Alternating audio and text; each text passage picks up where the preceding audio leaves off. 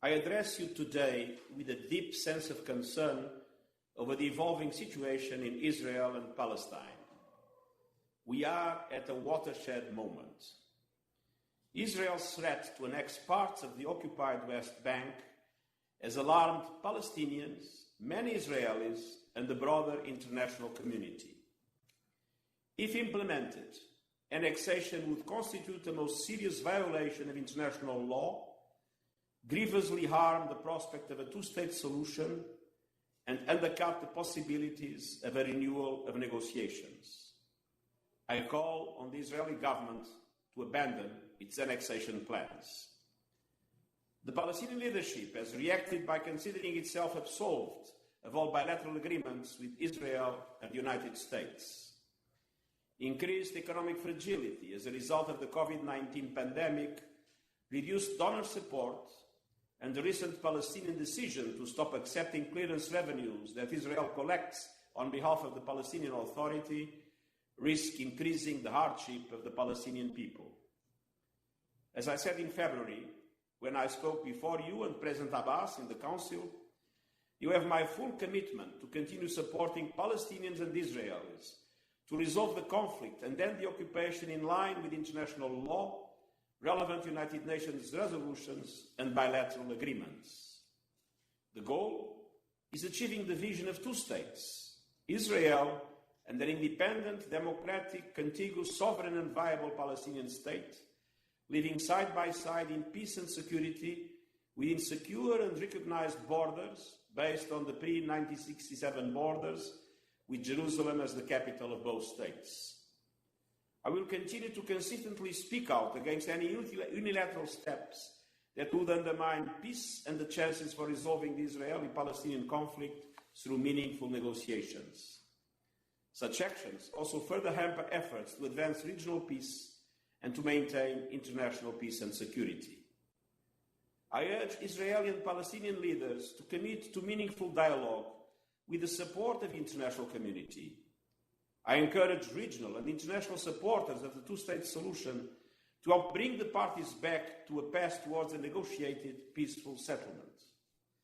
I call on fellow members of the Middle East Quartet to take up our mandate mediation role and find a mutually agreeable framework for the parties to re-engage without preconditions with us and other key states. Leaders must act wisely and swiftly and demonstrate the will to advance the goal of a just and lasting peace. Mr. President, allow me to ask you to now give the floor to the Special Coordinator for the Middle East Peace Process and my envoy, Mr. Nikolai Mladenov, to brief the Council. I will be candid and straightforward in my talk today. It is the duty and responsibility of this Council to address any situation that threatens international peace and security. The Arab League firmly believes that the possible move by the Israeli government to annex parts of the occupied Palestinian territory would constitute, if implemented, a serious threat to regional stability with broader ramifications on the international security and the world.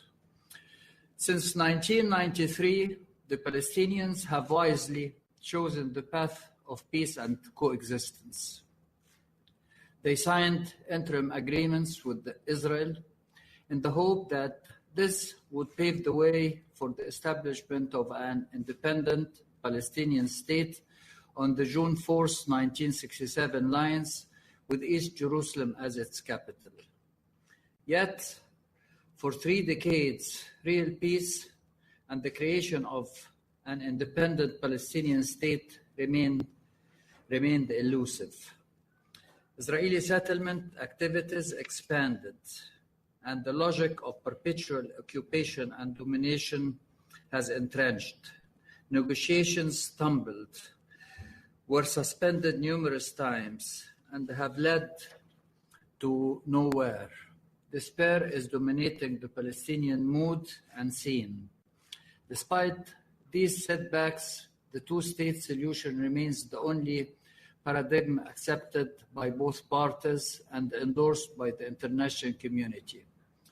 The ambitious Arab peace initiative was launched back in 2002, adopting the same parameters as a means to achieve regional peace and normalization with Israel.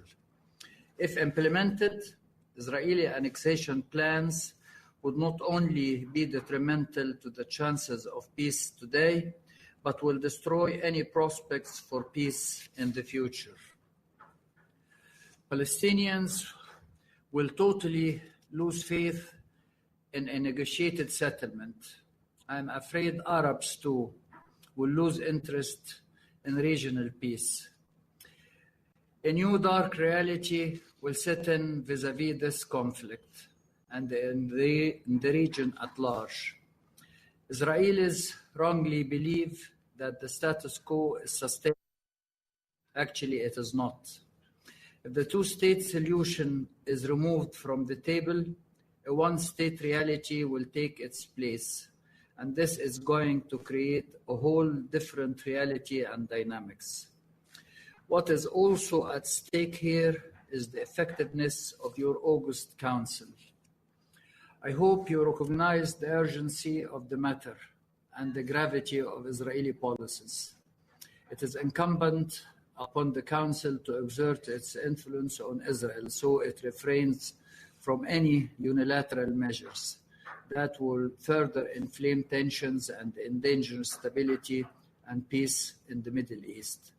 I would even say they have the potential of igniting a religious war in and beyond our region. A religious war, and that is not a small play.